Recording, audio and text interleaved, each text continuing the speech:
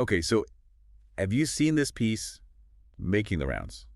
Yeah, I think I know what you're talking about. Is it the one about Yeah, Canada becoming a... a superpower. Right, yeah, Yeah. superpower. Yeah, I saw that. It's this opinion piece. It really got me thinking, you know, Canada must become a global superpower. Mm-hmm. It's by Brandon Donnelly, and it was just published on March 17th, like a couple days ago, 2025. And it's really something. Yeah, it's interesting, right? Because like he's arguing that things happening, south of the border are kind of pushing Canada to rethink its role in the world. Yeah. It's like a wake-up call almost. Yeah, exactly. It's forcing them to confront this question of like, okay, where do we fit in all of this? Yeah. What's our place? And Donnelly doesn't just like throw this idea out there, like, oh, Canada's superpower. He actually lays out like this pretty compelling case, like he lists all of Canada's strengths. Oh, yeah, it's like a laundry list of assets, No, right? right.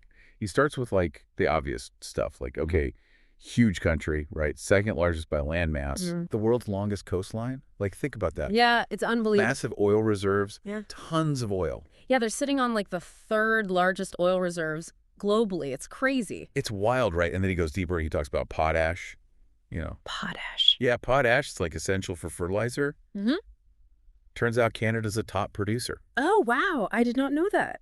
Yeah, and then freshwater, like we all know freshwater is becoming like liquid gold. Oh, yeah, absolutely. Canada's got it in abundance. And then he even throws in like a visual aid, right? Yes, from the Financial Times. Yes. It's this diagram that shows you like the sheer scale of Canada's resources. It's nuts. It's like, bam, look at all this stuff. It's hard to argue with that visual. It's like undeniable.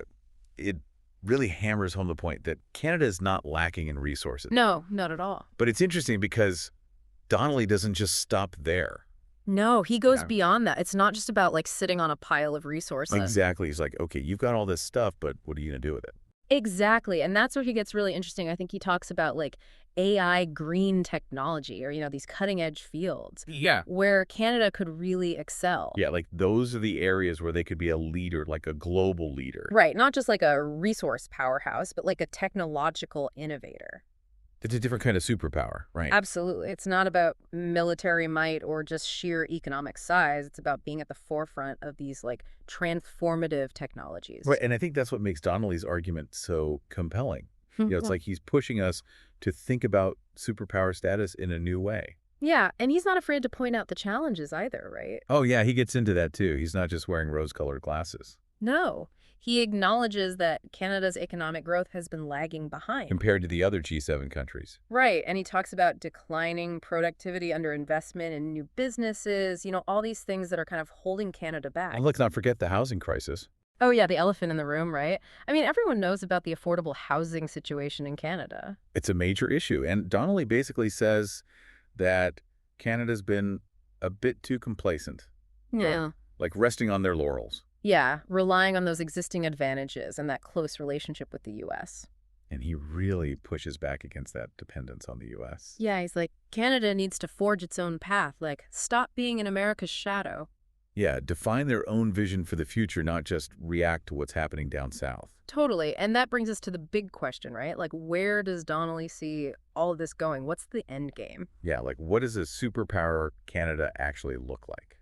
Well, he doesn't give us like a detailed roadmap, but he does emphasize the need for strong leadership. Leaders who can leverage those strengths, but also tackle the challenges head on. Right, because it's one thing to have all these resources and potential, but you need someone to actually like steer the ship. Exactly. Someone with a vision and the guts to make tough decisions. And Donnelly seems to believe that Canada's at this critical juncture. Like the choices they make now will determine their future. Yeah, he's basically saying, this is your moment, Canada. What are you going to do with it? It's a powerful message. And it really got me thinking, like, it's easy to get caught up in the numbers, GDP growth, resource wealth, all that stuff. Yeah. But ultimately, it comes down to values, right? Like, what do Canadians want their country to stand for? What kind of impact do they want to have on the world? Yeah, and he leaves us with this really thought-provoking question. What would a Canadian-led world actually look like? Whoa, yeah. I mean, that's a huge question, right? It's like he's asking us to imagine a whole new global order, one shaped by Canadian values and priorities. It's a lot to unpack for sure. It's a lot to unpack, but I think it's a conversation worth having. Yeah. What do you think? What resonated most with you from Donnelly's argument?